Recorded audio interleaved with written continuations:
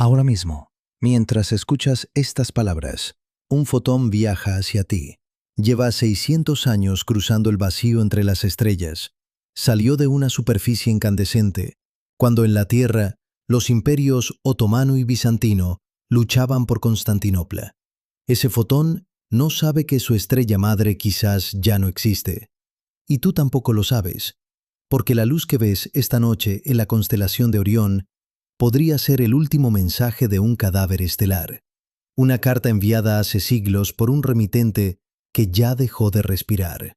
Betelgeuse, el hombro rojo del cazador celeste, podría haber explotado antes de que nacieras, y la noticia simplemente no ha llegado todavía.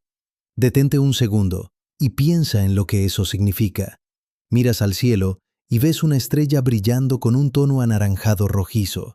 Tu cerebro la interpreta como algo que existe ahora, en este instante, en este preciso momento de tu vida. Pero lo que realmente estás viendo es un fantasma luminoso. Una imagen congelada del pasado, que viaja a 300.000 kilómetros por segundo, y aún así, tarda más de 6 siglos en alcanzar tu retina. El universo no te muestra el presente, te muestra una película antigua, y tú la confundes con la realidad. Imagina algo. Imagina que pudieras tomar una fotografía de Betelgeuse tal como es en este exacto segundo. No como la vemos desde aquí, sino como realmente es allá, a 600 años luz de distancia. Esa fotografía podría mostrar una estrella hinchada y palpitante, todavía luchando contra la gravedad. O podría mostrar una nube de gas en expansión violenta, los restos despedazados de una supernova que detonó hace 300 años y cuya luz aún no ha recorrido ni la mitad del camino hasta nosotros. Ambas posibilidades son reales. Ambas son científicamente válidas, y no tenemos absolutamente ninguna forma de saber cuál de las dos es la correcta. Esa es la trampa más elegante del cosmos. La velocidad de la luz, que consideramos la cosa más rápida del universo, es también la cadena que nos ata a la ignorancia. Pero antes de sumergirnos en la muerte de Betelgeuse, necesitas entender qué clase de monstruo estamos observando. Porque esta no es una estrella cualquiera. No es una estrella como el Sol, tranquila, estable, predecible. Betelgeuse es lo que los astrofísicos llaman una supergigante roja, y ese nombre se queda absurdamente corto para describir lo que realmente es. Si pudieras colocar a Betelgeuse en el centro de nuestro sistema solar, reemplazando al Sol, su superficie se extendería más allá de la órbita de Marte. Algunos modelos sugieren que llegaría hasta la órbita de Júpiter. Piensa en eso. Una sola estrella tan descomunal que se tragaría a Mercurio, Venus, la Tierra y Marte como si fueran granos de polvo flotando dentro de una catedral en llamas. El Sol, nuestra estrella, esa esfera que domina nuestro cielo y sostiene toda la vida en este planeta, cabría dentro de Betelgeuse más de 700 millones de veces si hablamos de volumen. Es como comparar una canica con un estadio de fútbol. No, es como comparar una canica con una ciudad entera. Y aquí es donde la historia se vuelve verdaderamente extraña, porque Betelgeuse no siempre fue así. Nació hace apenas unos 8 millones de años. En términos cósmicos, eso es prácticamente ayer. El Sol tiene 4.500 millones de años. Betelgeuse tiene 8 millones. Es una estrella adolescente, joven, impaciente. Pero nació con tanta masa, entre 15 y 20 veces la masa del Sol, que su vida está condenada a ser brutalmente corta. Las estrellas masivas son las estrellas que viven rápido y mueren jóvenes. Queman su combustible nuclear con una voracidad desesperada, como si supieran que el tiempo no está de su lado. El Sol convertirá hidrógeno en helio durante otros 5.000 millones de años antes de agotar su combustible. Betelgeuse ya agotó el suyo. Ya pasó por la fase de fusión de hidrógeno. Ya pasó por la fusión de helio. Ahora mismo, o mejor dicho, hace 600 años, cuando la luz que vemos hoy salió de su superficie, Betelgeuse estaba fusionando elementos cada vez más pesados en su núcleo. Carbono, neón, oxígeno. Y eventualmente, si no lo ha hecho ya, llegará al hierro. Y el hierro es el final del camino. Para entender por qué el hierro significa la muerte, necesitas comprender un principio fundamental de la física estelar. Las estrellas son máquinas de equilibrio. Durante toda su vida, luchan una batalla constante entre dos fuerzas opuestas. Por un lado, la gravedad, que intenta aplastar toda la masa de la estrella hacia su centro, comprimiéndola hasta convertirla en un punto infinitamente denso. Por otro lado, la presión de radiación generada por las reacciones de fusión nuclear en el núcleo, que empuja hacia afuera, resistiendo el colapso. Mientras la estrella fusiona elementos y libera energía, la presión hacia afuera equilibra la gravedad hacia adentro. La estrella se mantiene estable, respira, brilla, existe. Pero cada elemento que la estrella fusiona libera un poco menos de energía que la anterior. El hidrógeno libera una cantidad enorme de energía al fusionarse en helio. El helio libera menos al fusionarse en carbono. El carbono libera menos al fusionarse en neón, y así sucesivamente en una escalera descendente de eficiencia energética hasta llegar al hierro. El hierro es el elemento 26 de la tabla periódica y tiene una propiedad única y letal. Fusionar hierro no libera energía, la consume. Es como si durante toda tu vida hubieras estado quemando leña para mantener tu casa caliente. Y de pronto, la única leña que te queda es leña que al arder absorbe calor en lugar de producirlo. El fuego se apaga, la casa se congela y las paredes se derrumban. Eso es exactamente lo que le sucede a una estrella masiva cuando su núcleo se convierte en hierro. La fusión se detiene, la presión de radiación desaparece y la gravedad, que ha estado esperando pacientemente durante millones de años, finalmente gana la batalla. Lo que sucede después ocurre en menos de un segundo. El núcleo colapsa sobre sí mismo a velocidades que alcanzan una cuarta parte de la velocidad de la luz. Imagina una esfera del tamaño de la Tierra comprimiéndose hasta alcanzar el tamaño de una ciudad en menos de un parpadeo. La densidad se vuelve tan extrema que los protones y electrones se fusionan para formar neutrones. El núcleo se convierte en una esfera de neutrones puros, tan densa que una cucharadita de su material pesaría más de 1.000 millones de toneladas. Y entonces ocurre el rebote. Las capas exteriores de la estrella, que estaban cayendo hacia el centro a velocidades absurdas, chocan contra ese núcleo ultradenso de neutrones y rebotan. La energía liberada en ese instante es difícil de comprender con el cerebro humano. En un solo segundo, la supernova libera más energía que la que el Sol producirá en toda su vida de 10.000 millones de años. Más energía que la que emiten todas las estrellas de la galaxia combinadas durante ese mismo segundo. Es el evento más violento que puede ocurrir en el universo después del Big Bang. Y Betelgeuse está al borde de ese precipicio. O quizás ya cayó. Ahora necesito que hagas un ejercicio mental que va a cambiar la forma en que miras el cielo nocturno. Piensa en tu cuerpo. Extiende tu mano frente a ti. Mira tus dedos.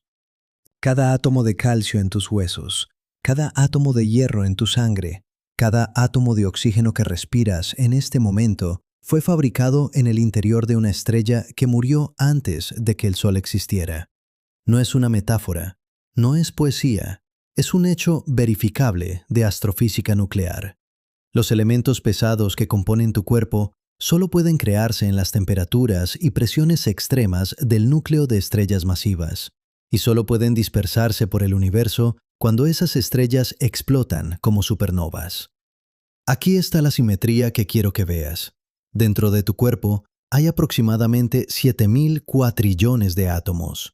Cada uno de ellos fue forjado en un reactor nuclear estelar hace miles de millones de años. Y ahora, mientras lees esto, esos mismos átomos están organizados de tal manera que forman un ser consciente que mira hacia el cielo y observa a Betelgeuse, una estrella que está a punto de crear la próxima generación de átomos pesados. Los mismos átomos que algún día formarán parte de otros planetas, otras moléculas, quizás otras formas de vida. Eres polvo de estrellas, mirando a una estrella que está a punto de convertirse en polvo. El observador y lo observado están hechos de la misma sustancia, separados solo por el tiempo. Pero volvamos a Betelgeuse y a la pregunta que da título a todo esto. Si Betelgeuse ya explotó, si la supernova ya ocurrió hace siglos, ¿cómo es posible que no lo sepamos? La respuesta está en la naturaleza misma del espacio y del tiempo, y en una limitación fundamental que Albert Einstein nos ayudó a comprender hace más de un siglo. En 1905, Einstein publicó su teoría de la relatividad especial. Entre sus muchas consecuencias revolucionarias, una de las más profundas es esta: nada en el universo puede viajar más rápido que la luz en el vacío. Nada.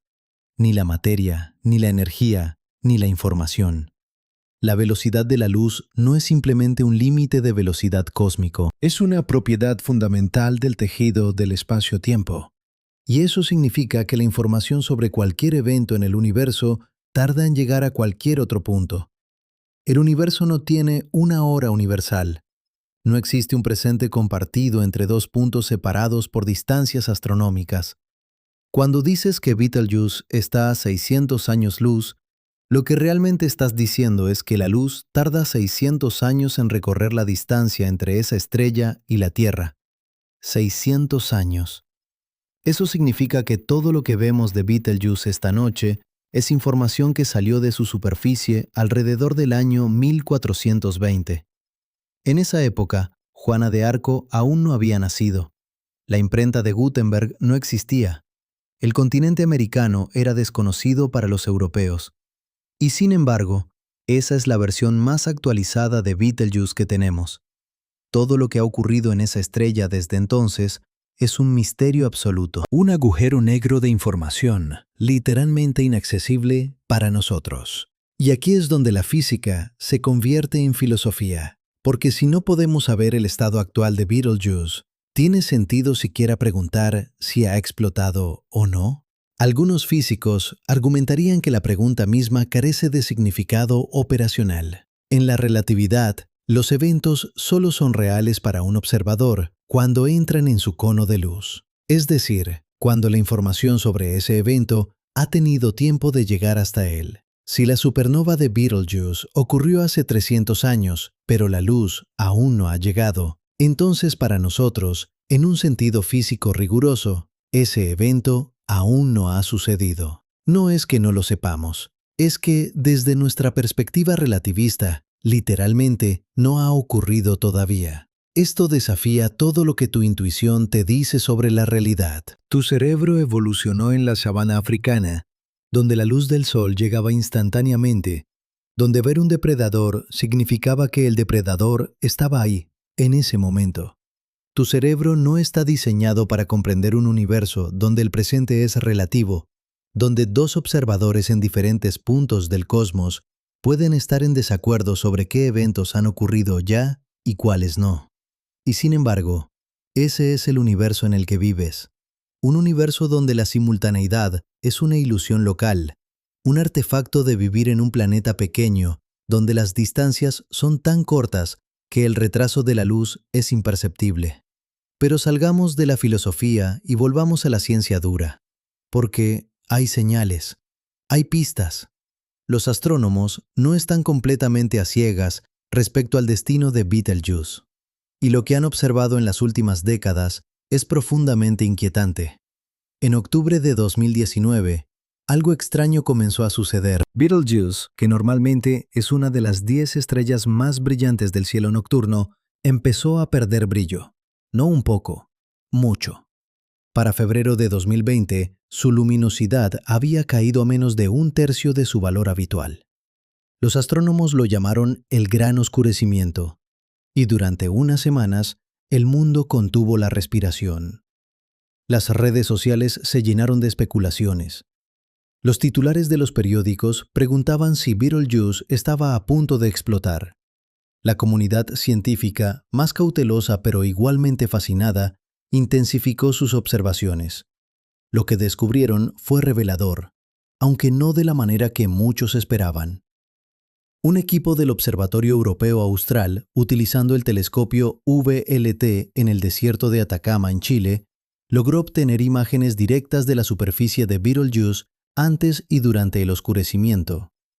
Lo que vieron fue que la estrella había expulsado una enorme burbuja de gas caliente desde su superficie. Esa burbuja, al alejarse y enfriarse, se condensó en una nube de polvo que bloqueó parcialmente la luz de la estrella desde nuestra perspectiva. No era una supernova, era un eructo estelar. Un evento violento, sí, pero no terminal. Sin embargo, ese evento reveló algo crucial sobre el estado interno de Betelgeuse. Las supergigantes rojas en las etapas finales de su vida se vuelven inestables. Pulsan. Se expanden y se contraen en ciclos irregulares. Expulsan masa al espacio en erupciones cada vez más frecuentes y violentas. Betelgeuse ha mostrado todos estos síntomas. Su brillo varía en ciclos de aproximadamente 400 días, pero también tiene variaciones más largas y más erráticas que sugieren procesos internos complejos y turbulentos. Es como un paciente con fiebre que sube y baja, con espasmos impredecibles, con una respiración cada vez más irregular. Los médicos estelares, los astrofísicos, miran los síntomas y saben que el final se acerca, pero no pueden decirte exactamente cuándo. Y aquí llegamos a una de las incertidumbres más frustrantes de la astrofísica moderna. ¿Cuánto tiempo le queda a Betelgeuse? La respuesta honesta es que no lo sabemos con precisión. Las estimaciones varían enormemente. Algunos modelos sugieren que podría explotar mañana. Otros dicen que podría tardar 100.000 años. La mayoría de los astrofísicos se inclinan por un rango de entre unos pocos miles y unas pocas decenas de miles de años. Pero en términos cósmicos, incluso 100.000 años es un parpadeo. Es como decir que un edificio en demolición caerá en algún momento entre los próximos 5 segundos y los próximos 5 minutos. Sabes que va a caer, solo no sabes exactamente cuándo. El problema fundamental es que no podemos ver el interior de Betelgeuse. No podemos saber qué elemento está fusionando su núcleo en este momento. Si todavía está fusionando carbono, le podrían quedar miles de años. Si ya está fusionando silicio, le quedan días. Literalmente días. La fase de fusión de silicio en una estrella masiva dura aproximadamente un día antes de que el núcleo se convierta en hierro y todo termine. Un solo día entre la normalidad aparente y la aniquilación total. Y desde fuera, desde la superficie, la estrella no muestra prácticamente ningún cambio visible durante esa transición. Podría estar fusionando silicio ahora mismo y su luz tardaría 600 años en contarnos la noticia. Hay un dato que los astrofísicos encuentran particularmente intrigante. En 2016, un equipo de investigadores japoneses de la Universidad de Tokio publicó un estudio sobre los neutrinos que Betelgeuse debería emitir en las horas previas a su colapso. Los neutrinos son partículas subatómicas casi sin masa que apenas interactúan con la materia. Cuando el núcleo de una estrella masiva colapsa, libera una cantidad colosal de neutrinos, incluso antes de que la onda de choque alcance la superficie y produzca el destello visible de la supernova. Esos neutrinos viajan a velocidades extremadamente cercanas a la de la luz y llegarían a la Tierra unas horas antes que los primeros fotones de la explosión. Esto significa que si Betelgeuse explotara hoy, los detectores de neutrinos como Super Kamiokande en Japón o IceCube en la Antártida registrarían una avalancha de neutrinos varias horas antes de que viéramos el destello en el cielo. Tendríamos un aviso previo, una alarma cósmica. Los astrónomos de todo el mundo recibirían una alerta automática y apuntarían todos sus telescopios hacia Orión, esperando el espectáculo más grandioso que la humanidad haya presenciado jamás. Pero eso solo funcionaría si la explosión ocurre ahora, en nuestro tiempo. Si ocurrió hace 300 años, los neutrinos ya pasaron por la Tierra hace 300 años menos unas horas. Y nadie los detectó porque los detectores de neutrinos no existían en el siglo XVIII. Y eso nos devuelve al vértigo original. Existe una ventana de 600 años de incertidumbre. Cualquier cosa que haya ocurrido en Betelgeuse entre el año 1420 y hoy es completamente invisible para nosotros.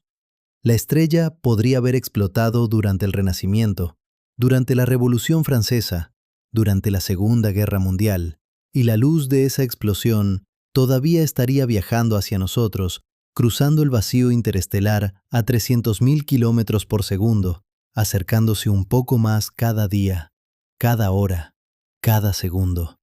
Podría llegar mañana, podría llegar dentro de 100 años, o podría no llegar en 1000 generaciones, porque la explosión aún no ha ocurrido.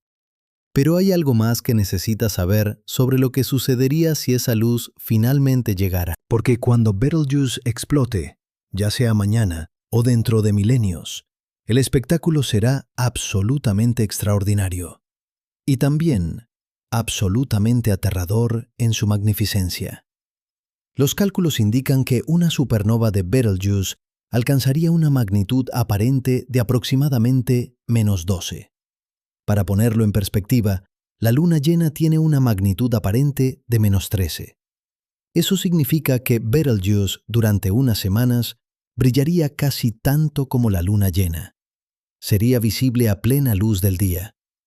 Imagina salir de tu casa una mañana y ver 2 soles en el cielo.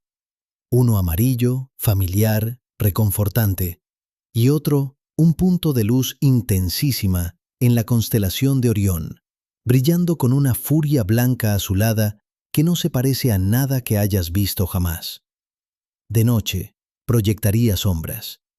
Podrías leer un libro a su luz. Durante semanas, la humanidad viviría bajo un cielo con 2 luminarias, y la más nueva de ellas sería los restos de una estrella que murió siglos antes de que cualquier humano vivo hubiera nacido.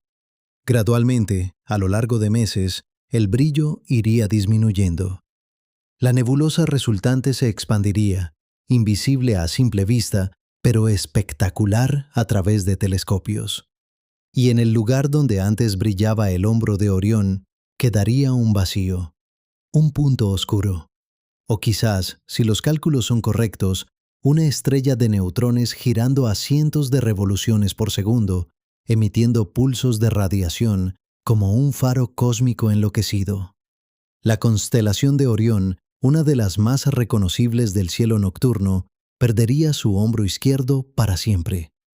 Las generaciones futuras mirarían al cielo y verían un cazador mutilado. Y los libros de astronomía tendrían que reescribirse. Pero quizás lo más profundo de todo esto no es la explosión en sí.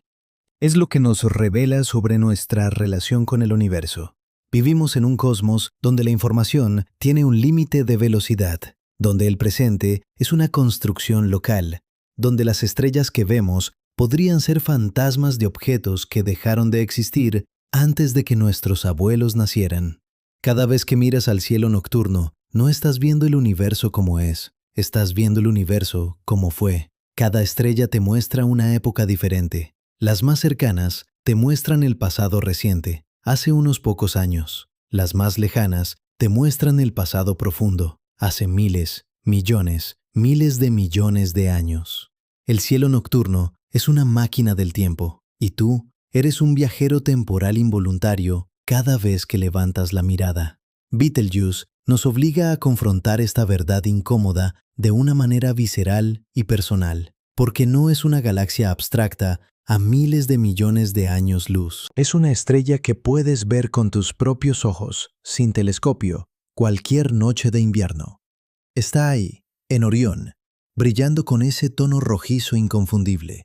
Y cada vez que la miras, estás viendo un mensaje del pasado medieval. Un mensaje que dice, estoy aquí, estoy viva, estoy ardiendo. Pero ese mensaje tiene 600 años de antigüedad.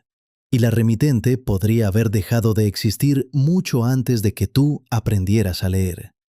Hay una pregunta que surge naturalmente de todo esto, y es una pregunta que los astrofísicos se hacen con creciente urgencia. Si no podemos ver el interior de Betelgeuse directamente, ¿hay alguna otra forma de predecir cuándo explotará? ¿Hay alguna señal, algún indicador, algún patrón que nos permita anticipar el momento exacto del colapso?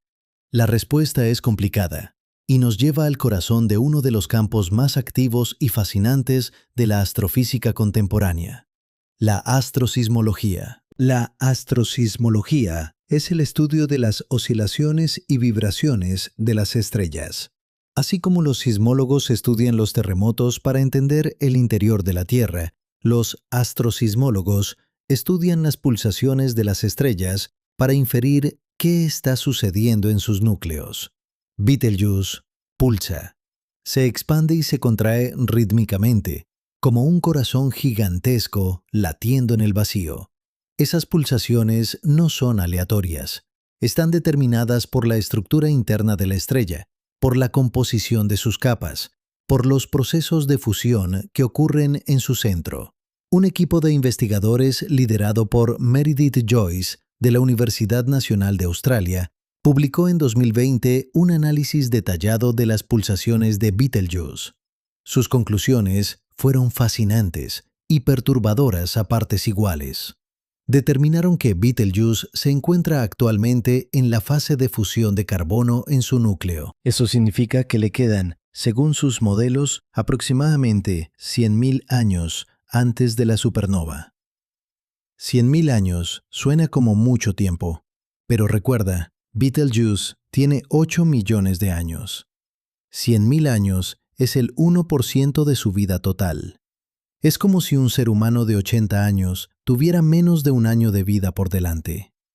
Betelgeuse está en sus últimos meses cósmicos, pero otros investigadores no están tan seguros. Un estudio diferente, publicado por Sayo y colaboradores de la Universidad de Tohoku en Japón, sugirió que las pulsaciones de Betelgeuse podrían ser consistentes con una fase más avanzada de fusión nuclear. Si eso fuera correcto, el tiempo restante se reduciría dramáticamente.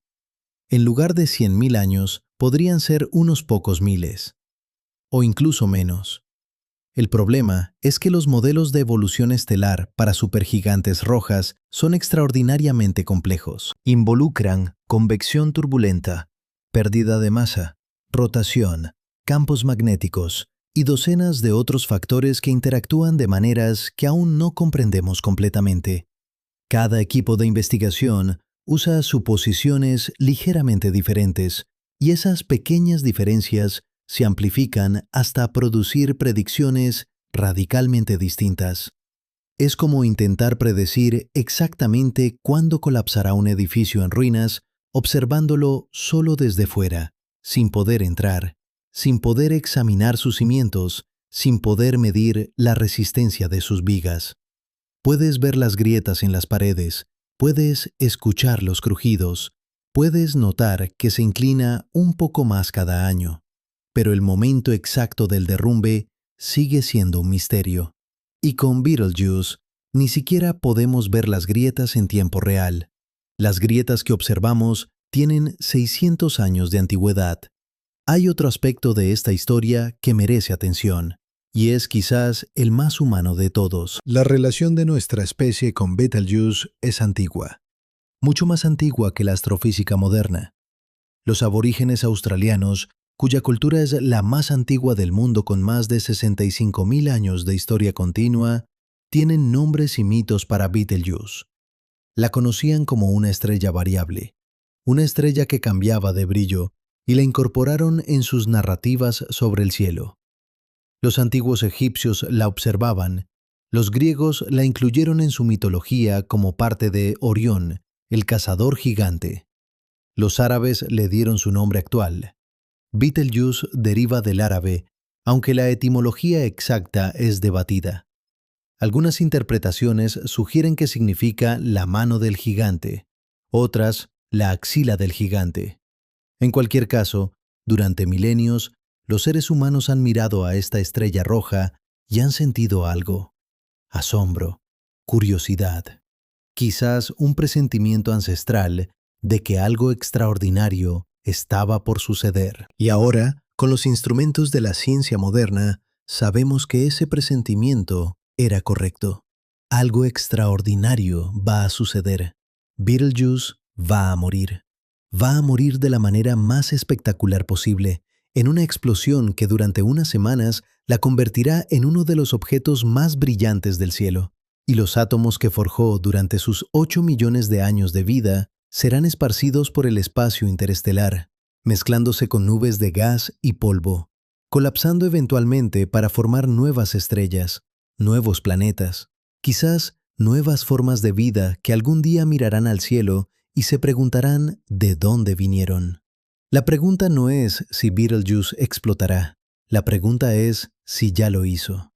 Y esa pregunta, esa incertidumbre fundamental e irresoluble, nos dice algo profundo, no solo sobre una estrella moribunda a 600 años luz de distancia, sino sobre la naturaleza misma de la realidad que habitamos. Un universo donde el presente es una ilusión, donde la información viaja con retraso, donde los eventos más cataclísmicos pueden ocurrir en silencio absoluto durante siglos, antes de que alguien se entere. Y mientras tanto, esta noche, si el cielo está despejado, puedes salir y mirar hacia Orión. Busca el hombro izquierdo del cazador, esa luz rojiza, temblorosa, antigua. Mírala sabiendo lo que ahora sabes, que podría ser la luz de una estrella viva luchando contra la gravedad, o podría ser el eco luminoso de una explosión que ya ocurrió, viajando hacia ti a través del vacío, acercándose un poco más con cada segundo que pasa. No puedes distinguir entre las dos posibilidades. Nadie puede.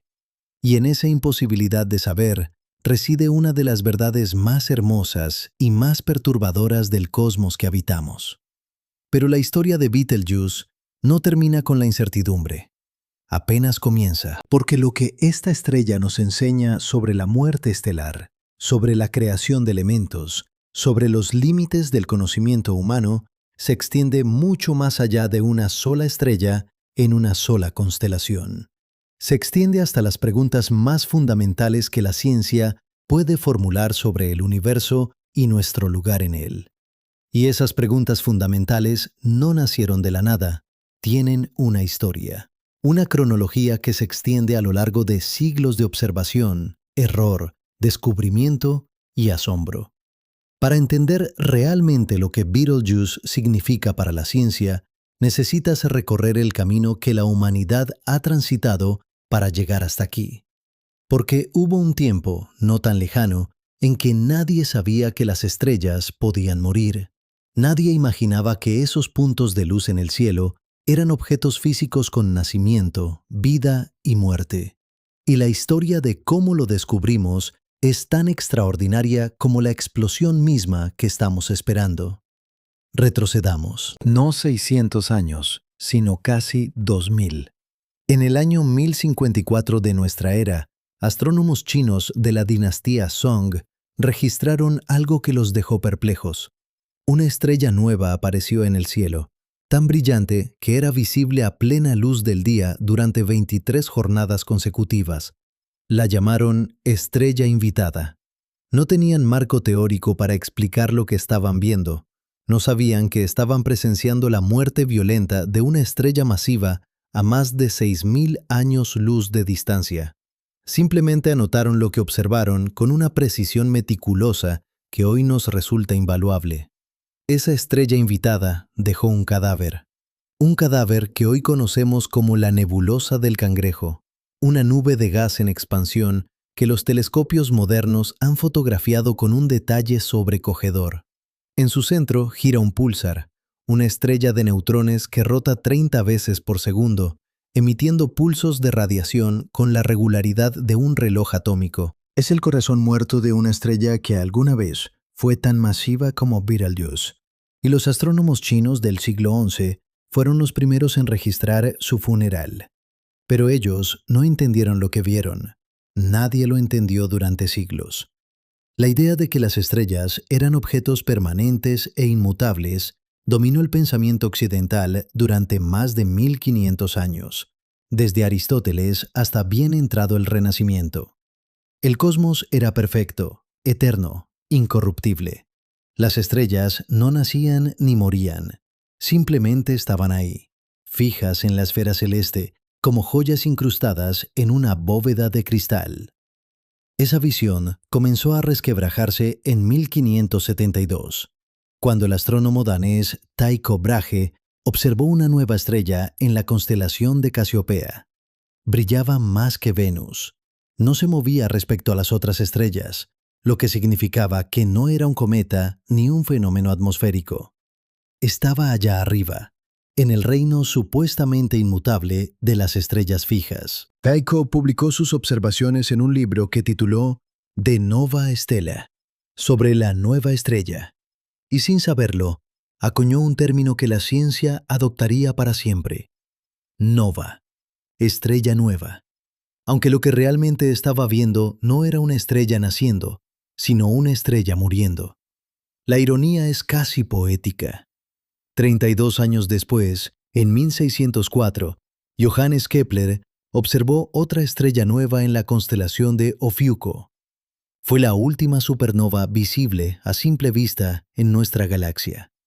Desde entonces, más de 4 siglos han pasado sin que los seres humanos presencien una supernova galáctica con sus propios ojos. 4 siglos de silencio. Y Betelgeuse es la candidata más probable para romper ese silencio. Pero ni Tycho ni Kepler comprendieron la naturaleza de lo que observaban. No podían. Les faltaban las herramientas conceptuales. Les faltaba la física nuclear. Les faltaba la comprensión de que las estrellas son reactores de fusión, sostenidos por un equilibrio delicado entre gravedad y presión. Esas piezas del rompecabezas tardarían siglos en ensamblarse, y el camino hacia ese ensamblaje estuvo lleno de giros inesperados, de experimentos que cambiaron todo, de momentos en que un solo descubrimiento en un laboratorio terrestre reescribió nuestra comprensión del cielo. Aquí es donde necesito llevarte a un laboratorio específico, en un momento específico de la historia, porque lo que ocurrió allí transformó para siempre nuestra comprensión de por qué las estrellas brillan y por qué, eventualmente, dejan de hacerlo. Estamos en 1920, Cambridge, Inglaterra. Un astrofísico llamado Arthur Stanley Eddington está sentado frente a una pizarra, luchando con un problema que nadie ha podido resolver. El problema es simple de enunciar, pero devastador en sus implicaciones. ¿De dónde obtiene el Sol su energía? La pregunta parece inocente, pero en 1920 era una crisis existencial para la física. Los cálculos eran claros. Si el Sol obtuviera su energía de la combustión química, como quemar carbón o gas, se habría apagado en unos pocos miles de años. Si obtuviera su energía de la contracción gravitacional, como había propuesto Lord Kelvin décadas antes, habría durado unos 20 millones de años. Pero los geólogos ya habían demostrado que la Tierra tenía miles de millones de años, y el Sol tenía que ser al menos igual de viejo. Ninguna fuente de energía conocida podía explicar cómo una estrella brilla durante miles de millones de años. Eddington, con una intuición que rozaba lo profético, propuso una respuesta que en ese momento sonaba a ciencia ficción. Sugirió que la energía del Sol provenía de la transmutación de elementos, que de alguna manera, en las condiciones extremas del interior estelar, los átomos de hidrógeno se transformaban en átomos de helio, y que en ese proceso se liberaba una cantidad colosal de energía. Eddington no conocía el mecanismo exacto. La mecánica cuántica apenas estaba naciendo. La física nuclear era un campo embrionario, pero su intuición era correcta. Y la clave para confirmarla vendría de un lugar inesperado. En 1929, en la Universidad de Gotinga, Alemania, un físico llamado Robert Atkinson y su colega Fritz Houtermans publicaron el primer cálculo teórico que mostraba cómo los núcleos atómicos podían fusionarse en el interior de las estrellas. utilizaron el recién descubierto efecto túnel cuántico, un fenómeno por el cual las partículas subatómicas pueden atravesar barreras energéticas que, según la física clásica, serían impenetrables. Era como si una pelota lanzada contra un muro pudiera, en ciertas condiciones extraordinarias, aparecer al otro lado sin haber pasado por encima ni haberlo roto. En el mundo cotidiano, esto no ocurre jamás, pero en el mundo subatómico ocurre constantemente. Y en el núcleo de una estrella, donde las temperaturas alcanzan millones de grados y las presiones son inimaginables, el efecto túnel permite que los protones superen su repulsión eléctrica mutua y se fusionen. Ese fue el momento en que la humanidad comprendió, por primera vez, el motor que impulsa a las estrellas. No era fuego, no era combustión, no era contracción gravitacional. Era fusión nuclear. La misma fuerza que décadas después se intentaría replicar en bombas de hidrógeno y reactores experimentales. Las estrellas eran bombas termonucleares controladas, sostenidas por su propia gravedad, ardiendo durante miles de millones de años con un combustible que la física clásica ni siquiera podía concebir. Pero el descubrimiento de la fusión estelar abrió inmediatamente una pregunta nueva y perturbadora. Si las estrellas queman combustible, entonces eventualmente ese combustible se agota. Y si el combustible se agota, la estrella muere. La inmortalidad estelar, esa idea que había dominado el pensamiento humano durante milenios, quedó destruida en un laboratorio de física en Alemania en 1929. Las estrellas nacen, viven y mueren. Y la forma en que mueren depende de una sola variable: su masa. El siguiente salto ocurrió una década después y fue protagonizado por un hombre cuyo nombre merece ser recordado con la misma reverencia que Einstein o Newton. Hans Bethe, un físico alemán que había huido del régimen nazi y se había establecido en la Universidad de Cornell en Estados Unidos, publicó en 1939 un artículo que detallaba con precisión matemática los ciclos de reacciones nucleares que alimentan a las estrellas. Describió el ciclo protón-protón, que es el mecanismo principal de fusión en estrellas como el Sol, y el ciclo carbono-nitrógeno-oxígeno, que domina en estrellas más masivas. Por este trabajo, Bethe recibió el Premio Nobel de Física en 1967. Pero lo verdaderamente revolucionario de su contribución no fue solo explicar cómo brillan las estrellas, fue establecer las bases para comprender cómo mueren. Porque si conoces el mecanismo de fusión, puedes calcular cuánto combustible tiene una estrella, a qué ritmo lo consume y cuándo se quedará sin él. Y cuando una estrella masiva se queda sin combustible, el resultado es una supernova. Ahora bien, hay un detalle crucial en esta cronología que conecta directamente con Betelgeuse y con la pregunta de si ya explotó. Y ese detalle tiene que ver con un experimento que se realizó no en un laboratorio convencional, sino en las profundidades de una mina de oro abandonada en Dakota del Sur, Estados Unidos. En 1965, un físico llamado Raymond Davis Jr. instaló un tanque enorme lleno de percloroetileno, un líquido utilizado comúnmente como solvente de limpieza en seco, en la mina de Homestake, a casi 1.500 metros bajo la superficie terrestre. Su objetivo era detectar neutrinos solares, esas partículas fantasmales que el núcleo del Sol produce en cantidades astronómicas durante la fusión nuclear.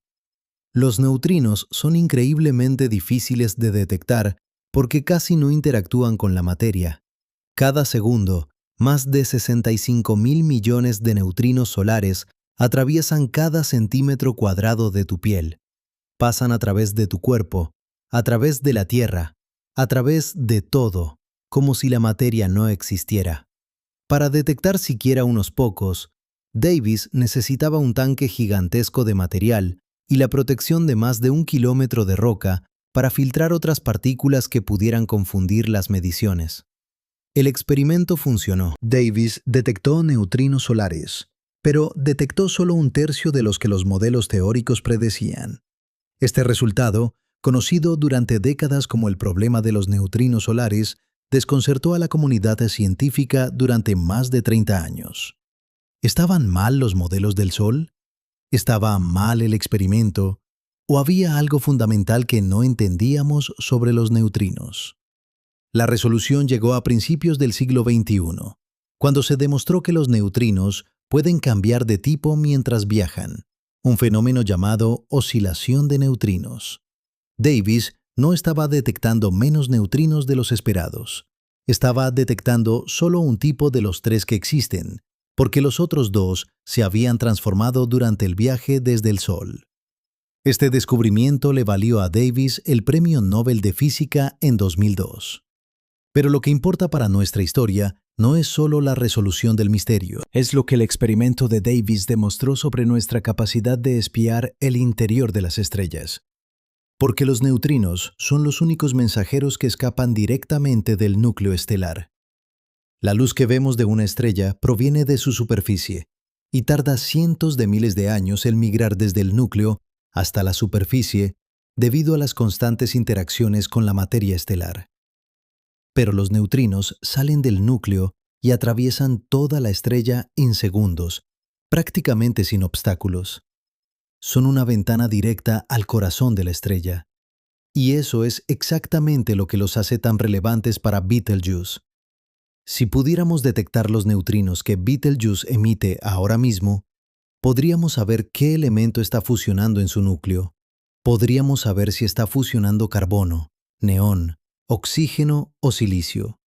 Podríamos saber con precisión cuánto tiempo le queda. Pero hay un problema devastador. Betelgeuse está a 600 años luz. Los neutrinos que emite ahora mismo tardarán 600 años en llegar, prácticamente lo mismo que la luz. Y los neutrinos que estamos recibiendo ahora son los que salieron de su núcleo hace 600 años. Nos dicen lo que estaba pasando en el corazón de Betelgeuse en el siglo XV, no lo que está pasando hoy. La ventana al interior de la estrella existe, pero mira hacia un pasado remoto. Sin embargo, hay un escenario en el que los neutrinos se convierten en nuestros salvadores informativos. Si Betelgeuse colapsa, si su núcleo se convierte en hierro y la gravedad gana la batalla final, el colapso producirá una avalancha de neutrinos tan intensa que los detectores terrestres la registrarán inequívocamente. Y esos neutrinos llegarán horas antes que la luz de la explosión, porque se generan en el instante mismo del colapso del núcleo, mientras que la onda de choque que produce el destello visible tarda horas en propagarse desde el núcleo hasta la superficie de la estrella. Esas horas de ventaja serían el aviso más dramático que la ciencia haya recibido jamás. Una alarma silenciosa, invisible, detectada solo por instrumentos enterrados bajo montañas de roca o sumergidos en hielo antártico, anunciando que algo colosal acaba de ocurrir a 600 años luz de distancia y que la luz de ese evento está en camino. Existe incluso un sistema diseñado específicamente para esto. Se llama la Red de Alerta Temprana de Supernovas, conocida por sus siglas en inglés como S-News. Es una red global que conecta los principales detectores de neutrinos del mundo: Super Kamiokande en Japón, IceCube en la Antártida, el Observatorio de Neutrinos de Sudbury en Canadá y varios otros. Si dos o más de estos detectores registran simultáneamente un exceso anómalo de neutrinos provenientes de la misma dirección del cielo, el sistema genera automáticamente una alerta que se envía a observatorios de todo el planeta. En cuestión de minutos, todos los telescopios disponibles apuntarían hacia la fuente.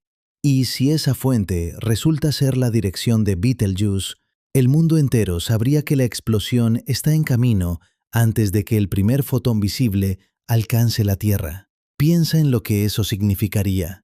Por primera vez en la historia de la humanidad, sabríamos que un evento cósmico catastrófico está a punto de hacerse visible. Tendríamos horas para preparar los instrumentos, para alertar al público, para que millones de personas salieran a mirar el cielo en el momento exacto en que la luz de la supernova llegara. Sería el evento astronómico más anticipado, y más observado de toda la historia humana. Un funeral estelar presenciado en tiempo casi real por una civilización entera. Pero aquí llegamos al punto de inflexión de esta cronología, al momento donde la historia de las ideas se encuentra con los límites de nuestros modelos. Porque todo lo que acabo de describir, la fusión nuclear, las fases de combustión, el colapso del núcleo de hierro, la emisión de neutrinos, el rebote y la explosión, todo eso es un modelo, una representación matemática de lo que creemos que ocurre en el interior de una estrella moribunda. Y como todo modelo, tiene límites. Tiene fronteras donde nuestras ecuaciones dejan de funcionar, donde nuestras simulaciones se vuelven inciertas, donde la realidad se escapa de nuestras fórmulas como agua entre los dedos. Y esos límites son más profundos de lo que la mayoría de la gente imagina. Empecemos por el más fundamental. Las simulaciones de supernovas son uno de los problemas computacionales más difíciles de toda la física. Para simular correctamente el colapso del núcleo de una estrella masiva, necesitas resolver simultáneamente las ecuaciones de la hidrodinámica, la relatividad general, la física nuclear, el transporte de neutrinos y la magnetohidrodinámica, todo en 3 dimensiones y con una resolución suficiente para capturar las turbulencias a pequeña escala que resultan ser cruciales para el resultado final. Durante décadas, las simulaciones de supernovas fracasaron. Los modelos en una dimensión, que trataban la estrella como una esfera perfectamente simétrica, no producían explosiones. La onda de choque generada por el rebote del núcleo perdía energía al atravesar las capas exteriores y se detenía antes de llegar a la superficie. La estrella no explotaba. Simplemente colapsaba entera, formando un agujero negro sin ningún espectáculo visible. Esto era un problema enorme, porque sabemos que las supernovas ocurren. Las vemos en otras galaxias. Vemos sus restos en la nuestra. La nebulosa del Cangrejo está ahí, expandiéndose, como prueba irrefutable de que las estrellas masivas explotan. Pero los modelos no podían reproducir esa explosión. Algo faltaba. La solución comenzó a emerger cuando los investigadores pasaron de simulaciones en una dimensión a simulaciones en 2 y luego en 3 dimensiones. En las simulaciones multidimensionales aparecieron fenómenos que la simetría perfecta de una dimensión ocultaba: convección turbulenta, inestabilidades hidrodinámicas, movimientos caóticos del material estelar que redistribuían la energía de maneras que los modelos simétricos no podían capturar. Una de las inestabilidades más importantes se conoce como la inestabilidad de acreción estacionaria de ondas de choque, un nombre técnico para un fenómeno fascinante. Cuando la onda de choque se detiene y queda estancada dentro de la estrella, no permanece quieta, oscila, se deforma. Desarrolla protuberancias y depresiones que canalizan la energía de los neutrinos de manera desigual, creando regiones donde la presión es mayor y empuja con más fuerza. Esas asimetrías, esas imperfecciones, resultan ser esenciales para que la explosión finalmente ocurra.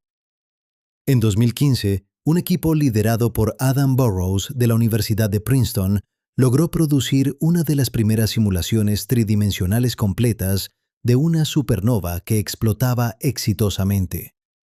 La simulación requirió millones de horas de cómputo en algunos de los supercomputadores más potentes del mundo. Y lo que mostró fue que la explosión de una supernova no es un evento limpio y simétrico como una bomba que detona uniformemente en todas direcciones. Es un proceso caótico, turbulento, asimétrico, donde la materia es expulsada en chorros y lóbulos irregulares, donde el núcleo remanente recibe un impulso que lo lanza a velocidades de cientos de kilómetros por segundo, donde el azar y el caos juegan un papel tan importante como las leyes fundamentales de la física. Y aquí está el límite que quiero que entiendas. Incluso con los supercomputadores más avanzados del mundo, incluso con las simulaciones más sofisticadas que la humanidad ha producido jamás, no podemos predecir con certeza el resultado exacto del colapso de una estrella específica. Podemos calcular probabilidades, Podemos identificar rangos de posibilidades, pero el proceso es tan sensible a las condiciones iniciales, tan dependiente de detalles microscópicos que no podemos medir, que cada simulación produce un resultado ligeramente diferente. Es un sistema caótico en el sentido matemático más riguroso del término. Pequeñas diferencias en las condiciones iniciales producen resultados radicalmente distintos. Aplicado a Betelgeuse, esto significa algo profundo y humillante. No solo no sabemos cuándo explotará, no sabemos exactamente cómo explotará. No sabemos si dejará una estrella de neutrones o un agujero negro. No sabemos cuánta energía liberará exactamente. No sabemos qué forma tendrá la nebulosa resultante.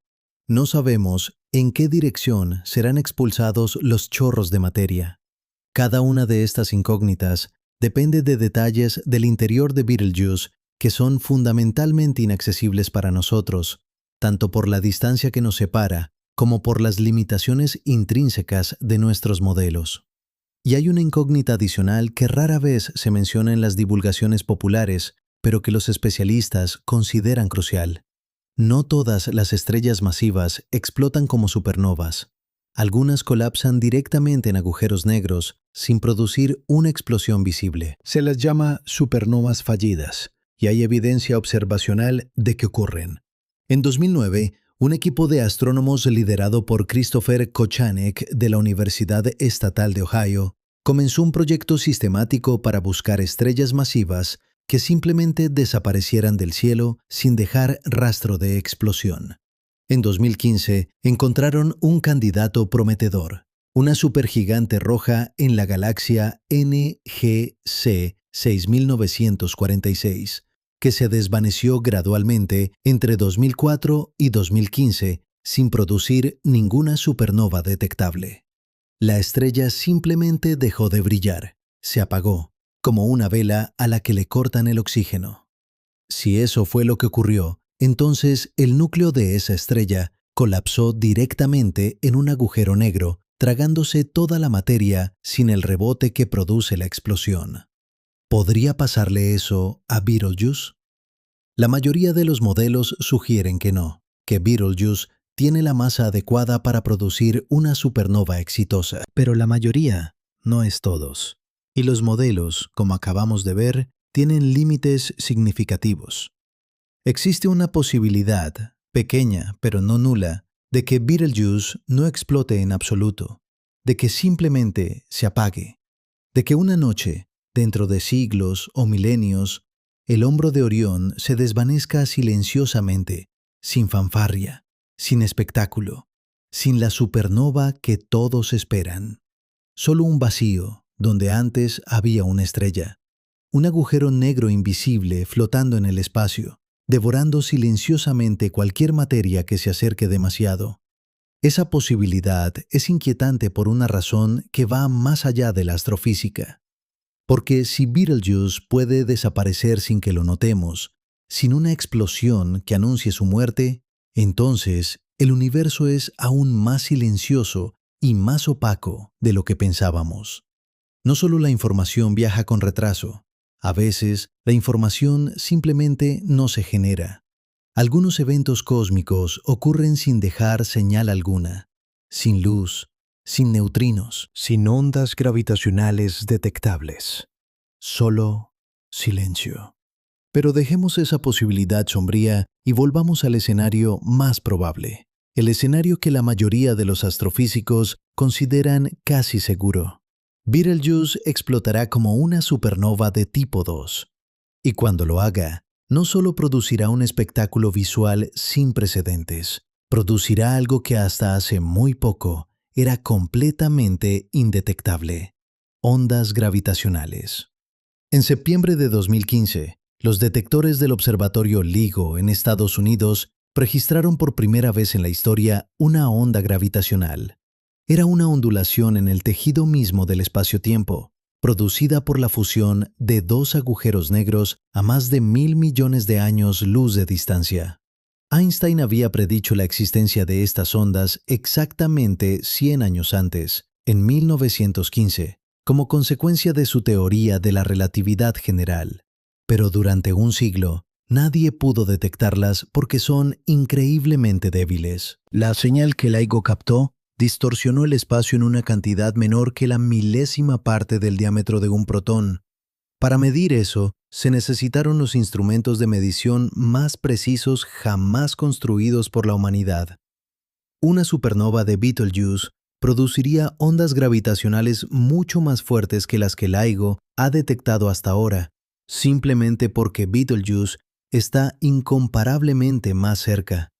A 600 años luz, la señal gravitacional del colapso del núcleo sería lo suficientemente intensa como para ser detectada no solo por LIGO, sino por toda la red global de detectores gravitacionales. Y esas ondas gravitacionales llegarían prácticamente al mismo tiempo que los neutrinos, horas antes que la luz visible. Tendríamos tres mensajeros independientes del mismo evento: neutrinos, ondas gravitacionales y luz. Tres canales de información que nos contarían la historia del colapso desde perspectivas complementarias. Los neutrinos nos dirían qué ocurrió en el núcleo. Las ondas gravitacionales nos dirían cómo se deformó el espacio-tiempo durante el colapso. Y la luz nos mostraría la explosión de las capas exteriores. Sería la primera vez que la humanidad observa un evento cósmico con todos sus sentidos científicos simultáneamente. La astronomía multimensajera, como la llaman los especialistas, alcanzaría su máxima expresión. Y todo gracias a una estrella moribunda que los aborígenes australianos ya observaban hace decenas de miles de años. Pero hay algo que los modelos actuales no pueden decirnos, y es quizás lo más perturbador de todo. No pueden decirnos qué ocurre exactamente en el instante del colapso, en ese momento donde la densidad del núcleo supera la densidad nuclear, donde la materia se comprime más allá de cualquier estado que podamos reproducir en un laboratorio terrestre. En ese régimen extremo, nuestras teorías de la física nuclear se vuelven inciertas. La ecuación de estado de la materia nuclear densa, es decir, la relación entre presión, temperatura y densidad en esas condiciones, no está completamente determinada. Diferentes modelos de la ecuación de estado producen diferentes predicciones para el rebote del núcleo, para la energía de la explosión, para la masa del remanente, y no tenemos forma de saber cuál es la correcta sin observar directamente una supernova cercana. Betelgeuse podría darnos esa respuesta. Si explota mientras tenemos los instrumentos para observarla, los datos que obtendríamos revolucionarían nuestra comprensión de la física nuclear en condiciones extremas. Cada neutrino detectado, cada onda gravitacional registrada, cada fotón analizado, nos diría algo sobre el comportamiento de la materia en densidades que no podemos alcanzar en ningún acelerador de partículas del mundo. La supernova de Betelgeuse no sería solo un espectáculo astronómico, sería el experimento de física nuclear más grande jamás realizado, con la naturaleza misma como laboratorio. Y eso nos lleva a una ironía que merece ser contemplada. La humanidad ha construido aceleradores de partículas gigantescos, como el Gran Colisionador de Hadrones en la frontera entre Suiza y Francia, con circunferencias de 27 kilómetros, capaces de acelerar protones hasta velocidades cercanas a la de la luz y hacerlos colisionar para estudiar las partículas fundamentales de la materia. Hemos invertido miles de millones en estas máquinas, y sin embargo, las condiciones que se alcanzan en el centro de una supernova superan por órdenes de magnitud cualquier cosa que estos aceleradores puedan producir. La naturaleza hace física de partículas a una escala que nuestra tecnología no puede ni soñar con replicar. Y Betelgeuse, esa estrella roja que puedes ver a simple vista cualquier noche de invierno, es potencialmente el próximo laboratorio natural que nos ofrecerá datos imposibles de obtener de cualquier otra manera. Pero para aprovechar esos datos, necesitamos que la explosión ocurra mientras estamos mirando, mientras tenemos los detectores encendidos, mientras la civilización humana existe y tiene la capacidad tecnológica de observar. Y ahí está la apuesta cósmica. Betelgeuse explotará. Eso es prácticamente seguro, pero podría hacerlo mañana o dentro de 100.000 años. Y la humanidad, con toda su tecnología, con todos sus detectores de neutrinos y observatorios de ondas gravitacionales podrían no estar aquí para verlo. Las civilizaciones son frágiles. La tecnología es reciente. Los detectores de neutrinos tienen apenas unas décadas de existencia. Si Betelgeuse explota dentro de 50.000 años, ¿seguirá existiendo la especie humana? ¿Seguirán funcionando los detectores? ¿Habrá alguien mirando? Esa pregunta conecta la astrofísica con algo mucho más íntimo, con la fragilidad de nuestra propia existencia como especie, con la ventana temporal absurdamente estrecha en la que somos capaces de comprender lo que ocurre a nuestro alrededor. Durante millones de años, los homínidos miraron al cielo sin entender nada. Durante unos pocos siglos, hemos empezado a descifrar los mensajes que las estrellas nos envían. Y en algún momento futuro, quizás dentro de miles o millones de años, dejaremos de existir. La ventana de comprensión es un parpadeo en la escala cósmica, y Betelgeuse podría explotar dentro o fuera de esa ventana. No tenemos control sobre eso, solo podemos mantener los ojos abiertos y esperar. Mientras tanto, los astrónomos siguen observando. Cada noche, telescopios de todo el mundo apuntan hacia Betelgeuse, midiendo su brillo, analizando su espectro, buscando cualquier señal de cambio. Los detectores de neutrinos siguen funcionando, enterrados bajo montañas y hielo, esperando pacientemente la avalancha de partículas fantasmales que anunciaría el colapso. Los detectores de ondas gravitacionales siguen escuchando el silencio del espacio-tiempo, atentos a la más mínima vibración. Todo está preparado. La red de alerta está activa. Los protocolos están escritos. Los astrónomos saben exactamente qué hacer si la señal llega. Solo falta una cosa, que Betelgeuse coopere. Y mientras esperamos, mientras la ciencia vigila y los modelos se refinan y los detectores se mejoran, hay una pregunta que se ha ido formando silenciosamente en el fondo de todo lo que hemos discutido. Una pregunta que no es sobre Betelgeuse específicamente, sino sobre algo mucho más amplio. Algo que tiene que ver con lo que significa observar un universo donde la información tiene fecha de caducidad, donde cada fotón que recibes es una carta del pasado, donde la realidad que percibes es siempre una reconstrucción tardía de eventos que ya ocurrieron. Esa pregunta nos lleva más allá de una sola estrella moribunda, más allá de la astrofísica, hacia el territorio donde la ciencia se encuentra con los límites mismos de lo que podemos conocer. Y esa pregunta, la que se ha ido formando en silencio mientras hablábamos de neutrinos y ondas gravitacionales y modelos estelares, es en realidad muy simple, tan simple que resulta incómoda. ¿Podemos confiar en lo que vemos? No es una pregunta retórica, no es filosofía abstracta, es un problema técnico, concreto, medible, y tiene consecuencias directas para todo lo que creemos saber sobre Betelgeuse y sobre cualquier otro objeto del universo observable. Porque cuando un astrónomo dice que Betelgeuse está a 600 años luz, o que tiene 8 millones de años, o que le quedan 100.000 años de vida, está haciendo algo que parece sólido, pero que descansa sobre una cadena de suposiciones, cada una de las cuales introduce un margen de error. Y esos márgenes de error no se suman, se multiplican. Empecemos por algo que parece trivial pero que no lo es en absoluto. La distancia a Betelgeuse.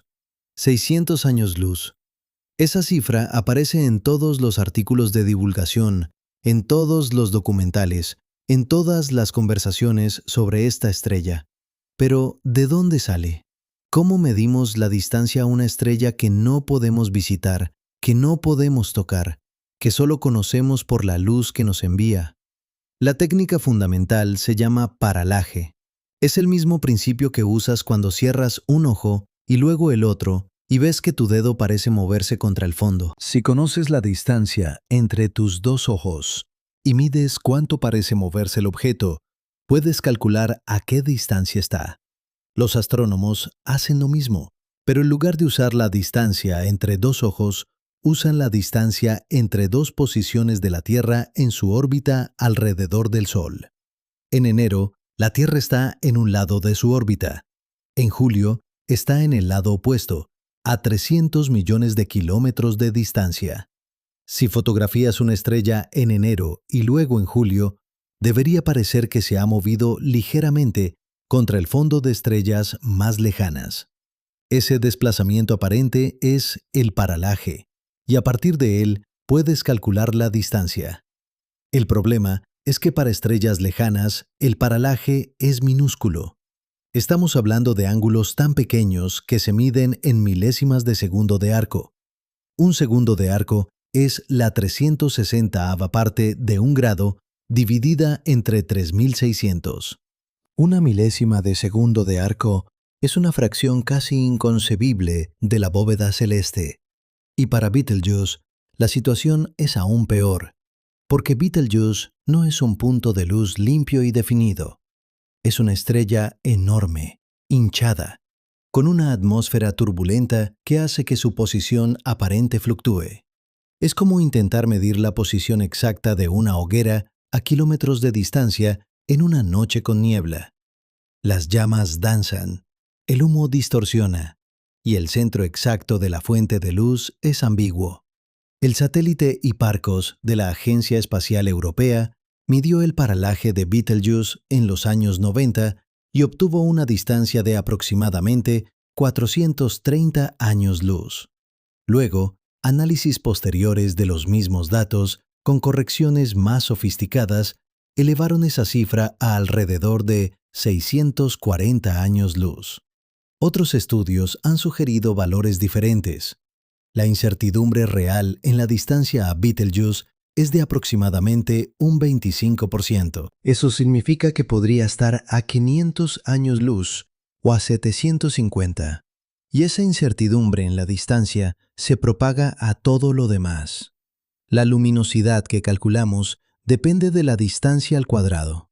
Si la distancia es un 25% mayor de lo que pensamos, la luminosidad real es un 56% mayor.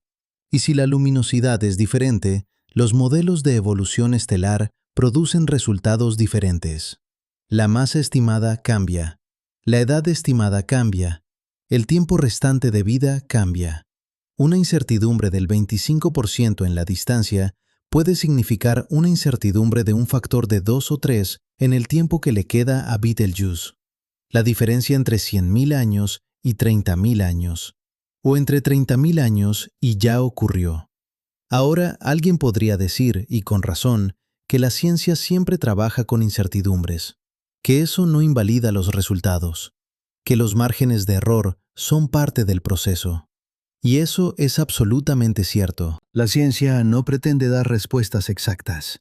Pretende dar las mejores respuestas posibles con los datos disponibles, junto con una estimación honesta de cuánto podrían estar equivocadas. Pero con Betelgeuse, las incertidumbres son lo suficientemente grandes como para que las conclusiones fundamentales, las que realmente nos importan, queden en el aire. Piénsalo de esta manera.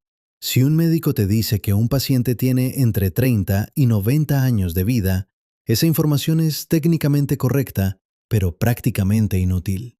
No te dice si el paciente verá a sus nietos crecer o si debería despedirse mañana. Con Betelgeuse estamos en una situación análoga. Sabemos que va a explotar. Sabemos que será espectacular. Pero el rango de tiempo posible es tan amplio que abarca desde ya ocurrió hasta mucho después de que la especie humana se haya extinguido. Y aquí es donde el escepticismo saludable se convierte en algo productivo. Porque reconocer los límites de lo que sabemos no es derrotismo. Es el primer paso para superarlos. Hay un proyecto que podría cambiar radicalmente nuestra comprensión de Betelgeuse. Se llama la misión Gaia, de la Agencia Espacial Europea, y es el sucesor espiritual de Hipparcos. Gaia es un satélite que está cartografiando las posiciones y distancias de casi 2.000 millones de estrellas en nuestra galaxia con una precisión sin precedentes. Sus mediciones de paralaje son entre 100 y 1.000 veces más precisas que las de Hipparcos. Pero incluso Gaia tiene problemas con Betelgeuse, precisamente porque es demasiado brillante y demasiado grande. Los sensores de Gaia están optimizados para estrellas más débiles y más puntuales, Betelgeuse satura los detectores, como intentar pesar una pluma con una báscula diseñada para camiones. Se necesitan correcciones especiales, calibraciones adicionales, y cada corrección introduce su propia fuente de error. Aún así, los datos de Gaia están mejorando gradualmente nuestras estimaciones. La tercera publicación de datos de Gaia, liberada en 2022, incluyó mediciones revisadas de Betelgeuse, que son consistentes con una distancia de aproximadamente 600 años luz, pero con barras de error significativamente más pequeñas que las anteriores. Estamos convergiendo hacia una respuesta, pero lentamente, como un fotógrafo ajustando el enfoque de una imagen borrosa. Y mientras la distancia se refina, hay otro problema que es quizás más fundamental. Un problema que no tiene que ver con la medición, sino con la interpretación, con lo que significan los datos que recogemos. Cuando los astrónomos observan el gran oscurecimiento de 2019 y 2020, ese evento dramático en el que Betelgeuse perdió casi 2/3 de su brillo visible, la primera reacción de muchos fue pensar que la supernova era inminente. Las redes sociales se llenaron de predicciones apocalípticas. Los titulares de los medios hablaban de la muerte de Betelgeuse y durante unas semanas, incluso algunos astrónomos profesionales se preguntaron si estaban presenciando las etapas finales del colapso. Pero no lo era. La explicación resultó ser mucho más mundana, aunque fascinante en sí misma. Betelgeuse había expulsado una enorme nube de gas caliente desde su superficie, una eyección de masa que se enfrió rápidamente al alejarse de la estrella y se condensó en polvo. Ese polvo bloqueó parte de la luz de Betelgeuse desde nuestra perspectiva, como una nube pasando frente al Sol. Simultáneamente, la estrella estaba en el mínimo de uno de sus ciclos de pulsación, lo que reducía su brillo intrínseco.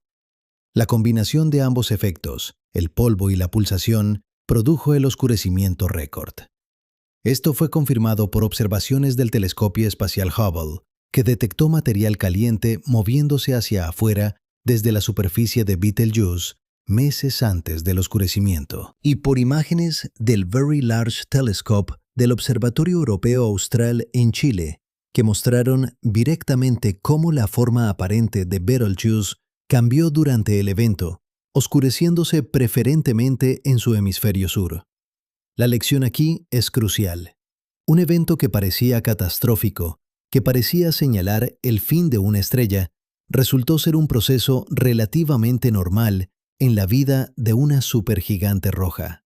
Betelgeuse expulsa masa constantemente, pierde el equivalente a la masa de la Tierra cada pocos años, arrojando material al espacio en forma de viento estelar y eyecciones episódicas. El gran oscurecimiento fue simplemente una eyección más grande de lo habitual, combinada con un timing desafortunado en el ciclo de pulsación. Pero eso plantea una pregunta incómoda. Si un evento tan dramático como el gran oscurecimiento no fue una señal de supernova inminente, ¿cómo reconoceremos la señal real cuando llegue? ¿Cómo distinguiremos entre una eyección de masa particularmente violenta y las etapas genuinas del colapso final? La respuesta honesta es que no estamos seguros. Los modelos teóricos predicen que en las últimas horas o días, antes del colapso del núcleo, la superficie de la estrella debería mostrar cambios rápidos e irregulares. Pero esos cambios podrían ser sutiles, podrían confundirse con la variabilidad normal de una supergigante roja. Y para cuando la señal fuera inequívoca, para cuando los neutrinos llegaran anunciando el colapso, ya sería demasiado tarde para prepararse. La explosión estaría en camino. Hay investigadores que están trabajando en sistemas de alerta temprana. La Red de Alerta Temprana de Supernovas, conocida por sus siglas en inglés como ESNews, es una colaboración internacional que conecta a los principales detectores de neutrinos del mundo. La idea es simple pero elegante. Si varios detectores de neutrinos en diferentes partes del planeta registran simultáneamente un aumento repentino en el flujo de neutrinos, el sistema genera automáticamente una alerta que se envía a observatorios de todo el mundo. Los telescopios pueden entonces apuntar inmediatamente hacia la fuente, listos para captar los primeros fotones de la explosión cuando lleguen, horas después de los neutrinos. ESNews funciona. Ha sido probado con simulacros. Los protocolos están establecidos, pero depende de que los detectores de neutrinos estén operativos en el momento preciso. Y los detectores de neutrinos, como cualquier instrumento científico, necesitan mantenimiento.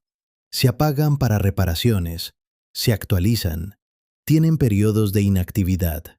Si Betelgeuse colapsa durante una ventana de mantenimiento de Super Kamiokande o de Ice Cube, podríamos perder la señal de neutrinos. Seguiríamos viendo la explosión en luz visible, por supuesto, pero perderíamos la información más valiosa, la que viene del corazón mismo del colapso. Es una carrera contra la aleatoriedad cósmica.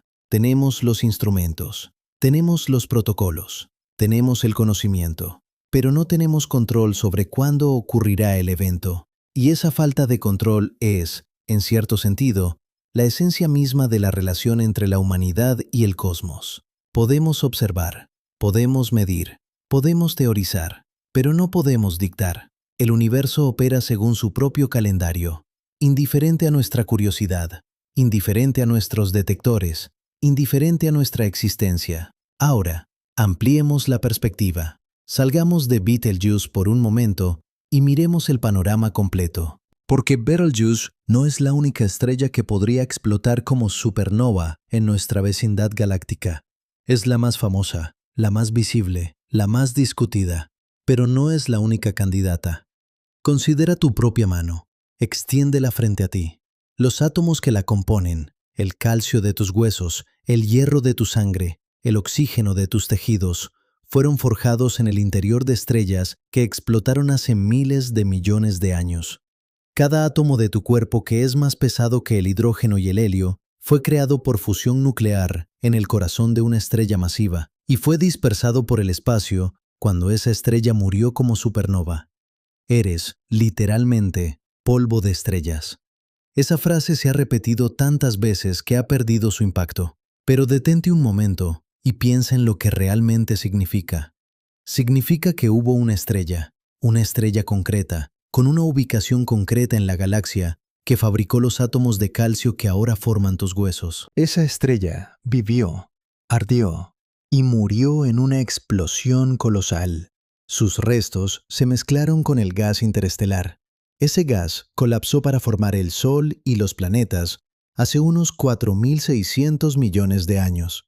Y los átomos que esa estrella muerta había forjado terminaron en un planeta rocoso, en un océano, en una molécula orgánica, en una célula, en ti. Tú eres el resultado de una supernova, no metafóricamente, químicamente. Cada átomo de hierro en tu hemoglobina fue creado en los últimos segundos de vida de una estrella masiva, en ese instante frenético de fusión que ocurre durante el colapso del núcleo. El hierro es el último elemento que una estrella puede producir por fusión antes de que el proceso deje de generar energía. Es el final de la línea. Y ese hierro, ese producto terminal de la alquimia estelar, es exactamente lo que tu sangre usa para transportar oxígeno a cada célula de tu cuerpo. Ahora, extiende esa lógica a Betelgeuse. Cuando Betelgeuse explote, dispersará al espacio toneladas de carbono, oxígeno, silicio, hierro y docenas de otros elementos. Esos elementos se mezclarán con el medio interestelar. En algún momento, dentro de millones de años, una región de ese gas enriquecido colapsará bajo su propia gravedad y formará una nueva estrella con un disco de material a su alrededor. De ese disco se formarán planetas. Y en alguno de esos planetas, si las condiciones son las adecuadas, los átomos que Betelgeuse forjó podrían terminar formando parte de moléculas complejas. Quizás aminoácidos, quizás proteínas, quizás algo que podríamos llamar vida. Es un ciclo de creación y destrucción que opera a escalas de tiempo que desafían la comprensión humana. Las estrellas nacen, viven, mueren, y de sus cenizas nacen nuevas estrellas. Cada generación estelar enriquece el medio interestelar con elementos más pesados, haciendo posible la formación de planetas rocosos y eventualmente de química compleja. Sin supernovas, no habría planetas como la Tierra. Sin supernovas, no habría vida como la conocemos. La muerte de las estrellas es, paradójicamente, la condición necesaria para la existencia de todo lo que amamos. Pero volvamos a la escala humana, a lo cotidiano, porque hay algo en esta historia que se pierde cuando nos quedamos en las abstracciones cósmicas. Imagina que eres un pastor en los Andes hace 500 años. No sabes nada de fusión nuclear, ni de neutrinos, ni de ondas gravitacionales. Pero conoces el cielo como conoces tu propia casa. Sabes que Orión aparece en ciertas épocas del año. Sabes que esa estrella rojiza en el hombro del cazador a veces brilla más y a veces menos. La has observado toda tu vida, como la observaron tu padre y tu abuelo y el abuelo de tu abuelo. Una noche, sales a cuidar tu rebaño y algo es diferente. Donde antes había una estrella roja, ahora hay un punto de luz tan brillante que ilumina las montañas. Proyecta sombras nítidas sobre la nieve. Los animales están inquietos. Los perros ladran. Tú miras hacia arriba y ves algo que ningún ser humano ha visto en 400 años. Una supernova a simple vista, tan brillante que rivaliza con la luna. No tienes marco conceptual para entender lo que estás viendo. No sabes que es una estrella que ha explotado. No sabes que la luz que ves viajó 600 años para llegar a tus ojos. No sabes que los átomos de tu propio cuerpo fueron forjados en explosiones similares hace miles de millones de años. Pero sabes que es hermoso. Sabes que es aterrador. Sabes que el cielo ha cambiado de una manera que nunca volverá a ser igual. Ahora imagina la misma escena, pero en el presente. Eres un astrofísico en un observatorio en Hawái. Tu teléfono suena a las 3 de la madrugada. Es una alerta de S-News. Los detectores de neutrinos de todo el mundo han registrado simultáneamente una avalancha de partículas provenientes de la dirección de Orión. Sabes exactamente lo que significa. Saltas de la cama. Corres al telescopio. Apuntas hacia Betelgeuse. Y esperas. Durante las primeras horas no ves nada diferente. Betelgeuse sigue ahí, roja, parpadeante, aparentemente normal. Pero sabes que no es normal. Sabes que el núcleo ya ha colapsado. Sabes que la onda de choque está viajando hacia la superficie a miles de kilómetros por segundo. Sabes que en cuestión de horas, quizás minutos, la superficie de la estrella va a estallar hacia afuera y el brillo va a aumentar exponencialmente. Y entonces lo ves. Un punto de luz que empieza a crecer, que se vuelve más brillante con cada minuto que pasa, que en pocas horas supera a cualquier estrella del cielo, que sigue creciendo, que alcanza el brillo de la luna llena, que sigue creciendo. Tus instrumentos registran datos a una velocidad frenética. Cada detector del planeta está apuntando en la misma dirección. Los servidores se saturan. Las redes de comunicación científica colapsan bajo el peso de los datos. Y tú estás ahí, mirando por el ocular del telescopio, viendo algo que ningún astrónomo ha visto en más de 4 siglos. Una supernova en nuestra propia galaxia, lo suficientemente cerca como para estudiarla con todo el arsenal tecnológico de la civilización moderna.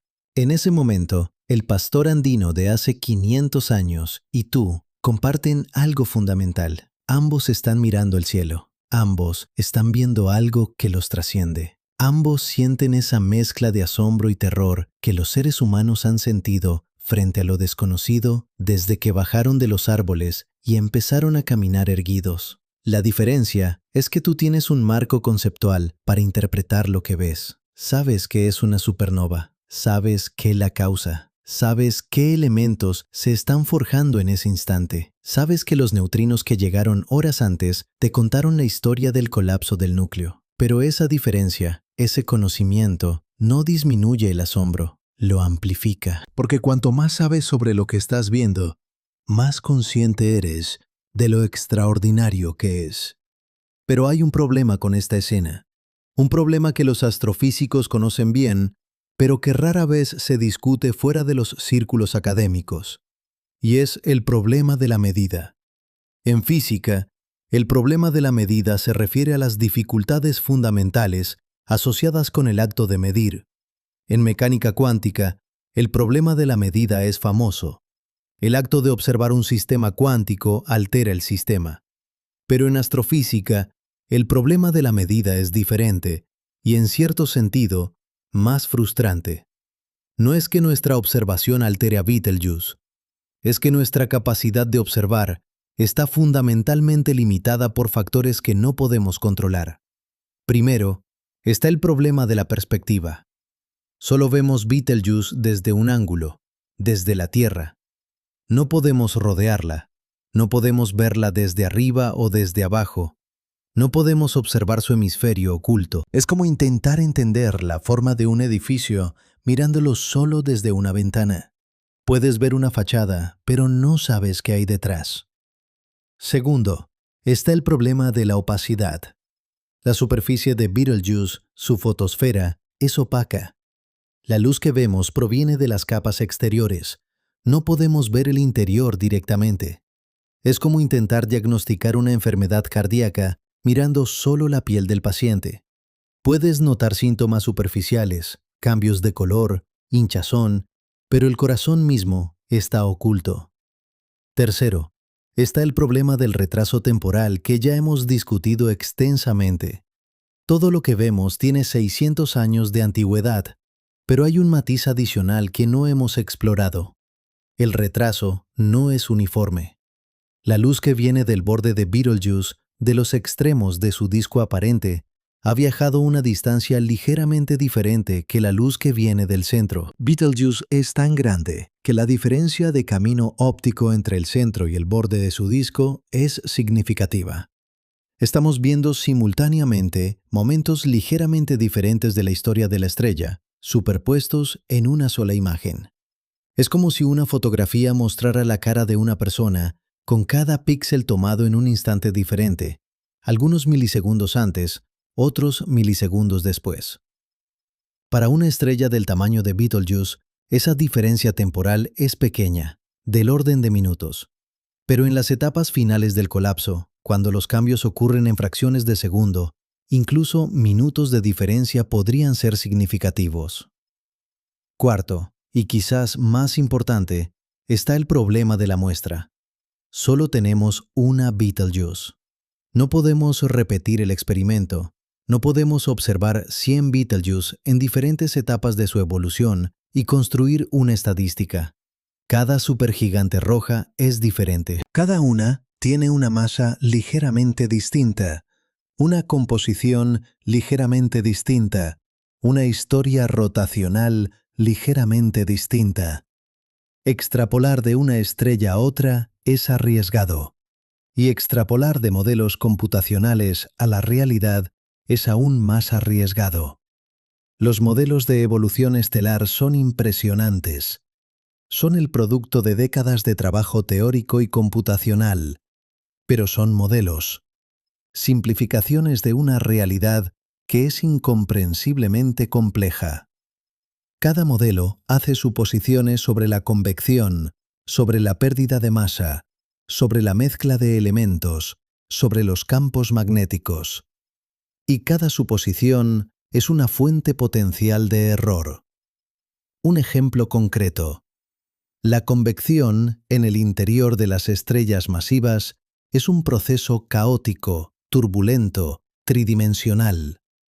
Pero la mayoría de los modelos de evolución estelar tratan la convección de manera unidimensional, usando aproximaciones simplificadas como la teoría de la longitud de mezcla. Esta aproximación fue desarrollada en los años 50 y sigue siendo la base de la mayoría de los códigos de evolución estelar.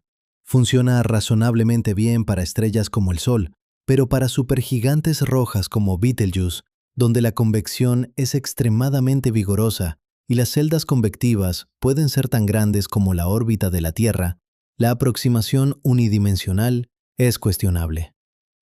En los últimos años, varios grupos de investigación han empezado a realizar simulaciones tridimensionales de la convección en supergigantes rojas.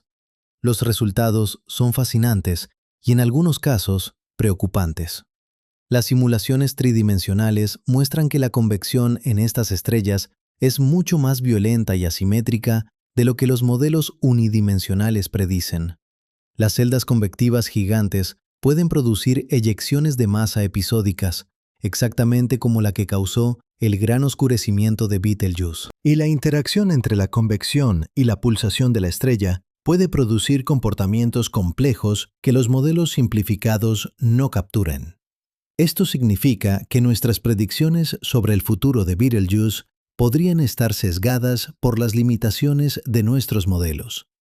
No es que los modelos estén equivocados, es que son incompletos. Capturan la física esencial, los grandes rasgos de la evolución estelar, pero pueden fallar en los detalles. Y cuando se trata de predecir el momento exacto de una supernova, los detalles importan.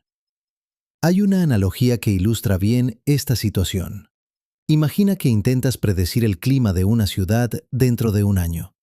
Puedes decir con confianza que en julio hará más calor que en enero. Eso es el equivalente a decir que Betelgeuse explotará como supernova. Es una predicción robusta, basada en principios físicos bien establecidos. Pero si intentas predecir la temperatura exacta a las 3 de la tarde del 15 de julio del año que viene, tu predicción será esencialmente inútil. La atmósfera es un sistema caótico, sensible a condiciones iniciales, y las predicciones detalladas a largo plazo son imposibles.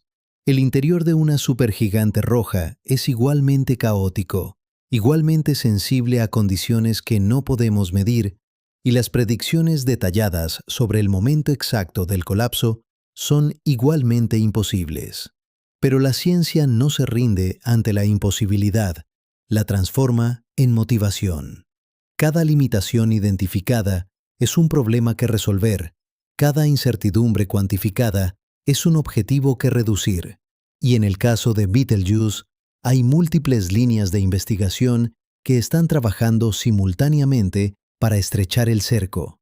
Los interferómetros ópticos, como el VLTI del Observatorio Europeo Austral, están produciendo imágenes cada vez más detalladas de la superficie de Betelgeuse. Estas imágenes muestran las celdas convectivas gigantes, los puntos calientes y fríos, las asimetrías de la fotosfera.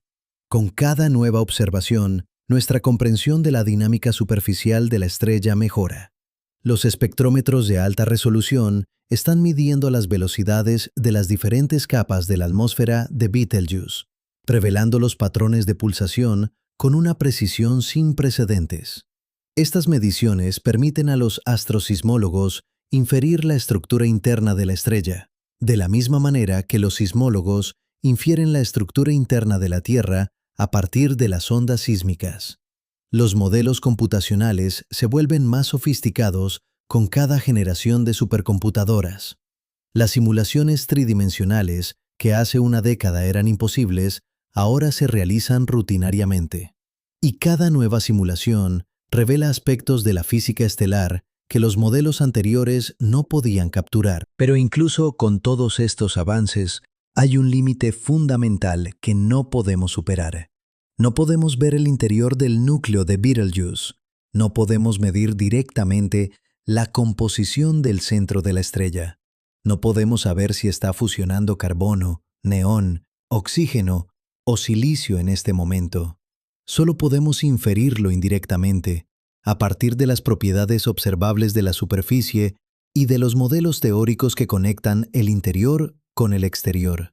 Es como intentar saber qué está cocinando alguien en una cocina cerrada, solo por el olor que sale por debajo de la puerta. Puedes hacer conjeturas razonables. Si huele a pan, probablemente está horneando. Si huele a carne, probablemente está asando. Pero no puedes estar seguro. Y si nunca has olido lo que se cocina en esa cocina particular, tus conjeturas son aún menos fiables. Con Betelgeuse, nunca hemos olido lo que se cocina en el núcleo de una supergigante roja a punto de explotar. Nunca hemos observado las etapas finales de la evolución de una estrella de esta masa con los instrumentos modernos. La última supernova visible a simple vista en nuestra galaxia fue la de Kepler en 1604, más de 4 siglos antes de la invención del primer detector de neutrinos. No tenemos datos observacionales de referencia. Estamos navegando a ciegas, guiados solo por la teoría. Y la teoría, por brillante que sea, es una construcción humana. Es nuestra mejor aproximación a la realidad, pero no es la realidad misma. La historia de la ciencia está llena de teorías que parecían perfectas hasta que una observación inesperada las demolió. La mecánica de Newton parecía completa hasta que Mercury se negó a seguir sus predicciones. La física clásica parecía definitiva hasta que la radiación del cuerpo negro reveló el mundo cuántico. No hay razón para suponer que nuestros modelos actuales de evolución estelar son la última palabra. Quizás Betelgeuse nos sorprenda. Quizás cuando finalmente explote, o cuando descubramos que ya explotó, los datos que obtengamos contradigan nuestras predicciones de maneras que no podemos anticipar. Quizás la supernova sea más brillante de lo esperado, o más débil. Quizás produzca más neutrinos, o menos. Quizás el remanente sea una estrella de neutrones, o un agujero negro, o algo que ni siquiera hemos teorizado. Y esa posibilidad, la posibilidad de ser sorprendidos, de estar equivocados, de tener que reescribir los libros de texto, no es una debilidad de la ciencia, es su mayor fortaleza. Porque una disciplina que no puede ser sorprendida, que no puede ser refutada, que no puede estar equivocada, no es ciencia. Es dogma. Y la ciencia, por definición, es lo opuesto al dogma. Betelgeuse es, en este sentido, el test definitivo. Es la estrella que pondrá a prueba nuestros modelos, nuestras teorías, nuestros instrumentos y nuestra comprensión de la física en condiciones extremas. Y no sabemos cuándo llegará ese test. Podría ser mañana. Podría ser dentro de 100.000 años. Podría haber sido hace 500 años. Y la respuesta ya está viajando hacia nosotros a la velocidad de la luz, acercándose un poco más con cada segundo que pasa.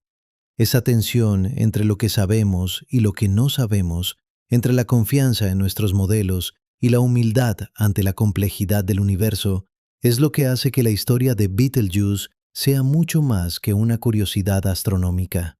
Es un espejo que refleja la condición humana en su relación con el cosmos.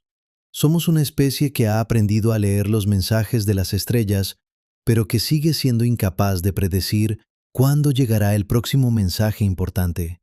Somos observadores brillantes, atrapados en un universo que se revela a su propio ritmo, indiferente a nuestra impaciencia.